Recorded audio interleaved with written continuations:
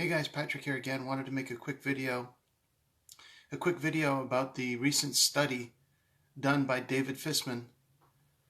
I saw a video that John Nesbitt put out, an excellent video that he did, and so I retweeted it to my Twitter account. I thought it's very important.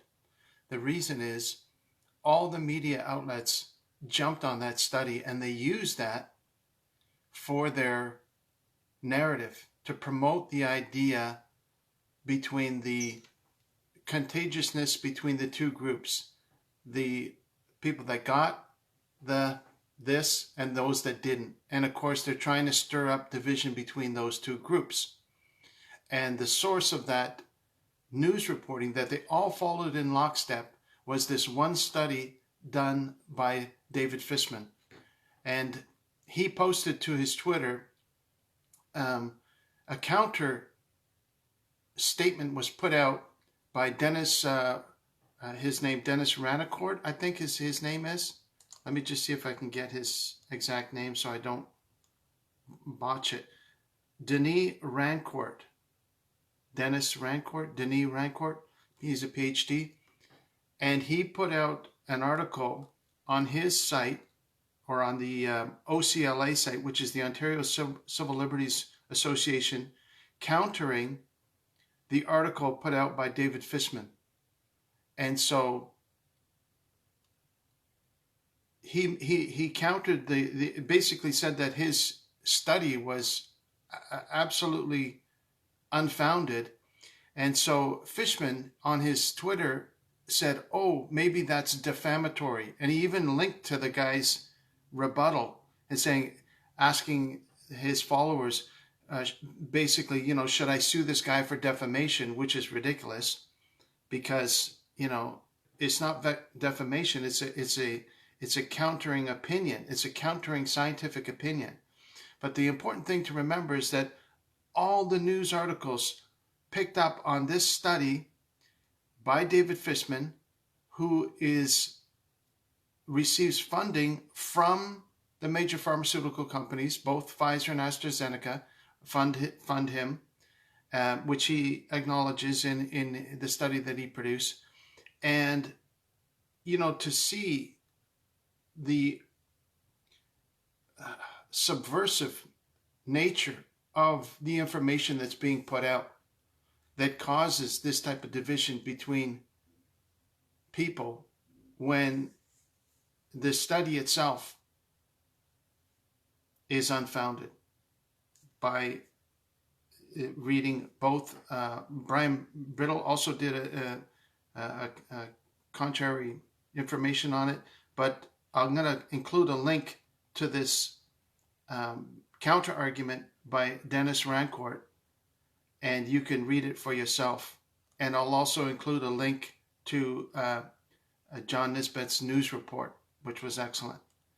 And so I think it's so important that we counter the mainstream narrative by our own individual efforts. As I said in a previous video, that we are becoming the media. We are taking over from the mainstream media and the legacy media, and the new media is the grassroots media, is the organic media of one person sharing their information with another and sharing information that comes from people that don't have ulterior motives, that are not funded by the corporatocracy, that are not funded by Big Pharma.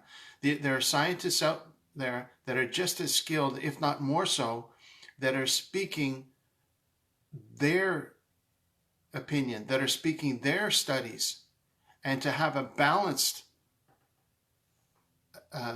source of information so that we can make up our own mind and not be influenced by people that have a profit motive, that have a conflict of interest, obvious conflict of interest, that can so easily sway the public opinion and gets jumped on by the mainstream media, which is, funded by the state or funded by the corporatocracy. So I just wanted to bring those two things to your attention in today's video. I hope you're having a fantastic day. I thank you for watching, but be careful of these mainstream media that all echo the same thing.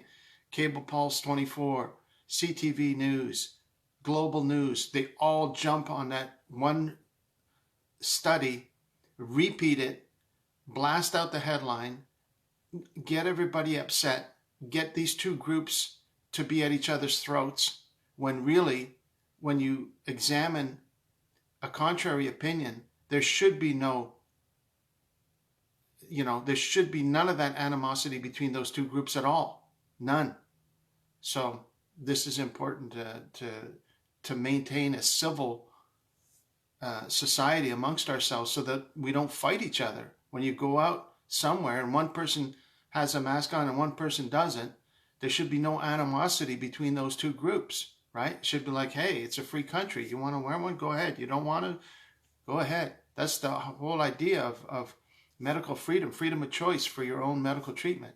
And when that gets, instigated, that they want to divide and conquer, divide and have people combating each other, that's not healthy for a civil society. And that's what we should be on our guard against, those types of things that can so easily cause division, turmoil, pain, headache, frustration, and even more so for children, cause them to get alienated amongst each other. There was even a child in a New York Post article that was bullied about his status, whether he had this or not, and end up, they end up taking their own life because they get so bullied. And this is horrible to even think such a consequence could happen. But when you instigate animosity between people, this could easily be a result that shows up in the behavior of children. And so, I want to share those. I'll put the links in the bottom of this video, and thank you very much for watching. It's very important that we seek truth at all costs and stand up for truth at all costs. Thank you. Have a wonderful day. Enjoy the sunshine today, and hope you're doing well. Take care now. Bye-bye.